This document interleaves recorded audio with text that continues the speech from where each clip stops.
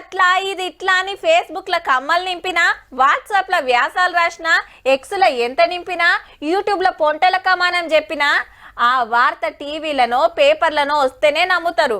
ఎందుకంటే social media అంటేనే పుకార్ల పుట్ట, అబద్ధాల అడ్డ అన్నట్టు తయారైంది.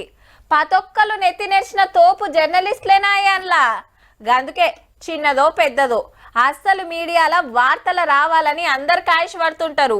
ఇప్పుడు గీ ముచ్చట దేనికంటే, మా బొమ్మలు టీవీలో చూపిస్తలేరు, మా మాటలు పేపర్లో రాస్తలేరు, మాకు మీడియా సపోర్ట్ లేదు, మా కొట్లాటకు పబ్లిసిటీ లేదని రామన్న మస్తు బాధపడుతున్నాడు. కూకే కొన్ని టీవీలు లైవ్ కట్ అవుతాయి, కొంతమంది రేపు రాయరు, నాకు తెలుసు. మనకి ఇవాళ మీడియా సపోర్ట్ లేదు. ఇప్పుడు ఇంతసేపు కెమెరాలు పెట్టారు కదా, ఎవరు చూపెట్టుతుంది. రాష్ట్రాల సంగతి, రాయనుల సంగతి కూడా ప్రజలు ఆలోచించాలని నేను కోరుతా ఉన్నాను. తెలంగాణలో బీఆర్ఎస్ వర్కింగ్ ప్రెసిడెంట్ గారు మాట్లాడితే ఆంధ్రాలో వైసీపీ అధ్యక్షుడు జగన్ సార్ మాట్లాడుతున్నాడు తాపకోపారే.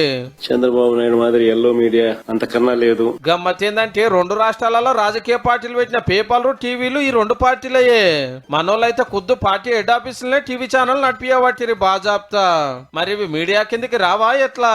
లేకుంటే ఇలా చూపించినా ఒకటే, చూపియకున్నా ఒకటే, ఎవరు పట్టించుకోరని ఫిక్స్ అయ్యనరా. ఈడొక ముచ్చట చెప్పాలి. కవితక్క కాళేశ్వరం అవినీతి భాగోతం బయటేసినాడు. 10 ఒక్కలు రాస్తే ఇలా టీవీలో ఆమె బొమ్మనే కనబడలేదు, మర్నాడు పేపర్లో అచ్చరం ముక్కకు పడలే. రామన్న యూట్యూబ్ మేనేజ్ చేసి మెయిన్ స్ట్రీమ్ మీడియా మేనేజ్ చేస్తాడు అంతే. కానీ మీరు పవర్లు ఉన్నప్పుడు మీకు భజన చేసిన వాళ్ళకే 100 కోట్ల సర్కార్ అడ్వర్టైజ్మెంట్లు ఇచ్చి ప్రశ్నించిన మీడియాను బాజాప్తా బ్యాన్ చేసి అధికారం పోయినాక మీడియా ఎట్లుండాలనో సుద్దులు చెప్పుడే సూపర్ పో.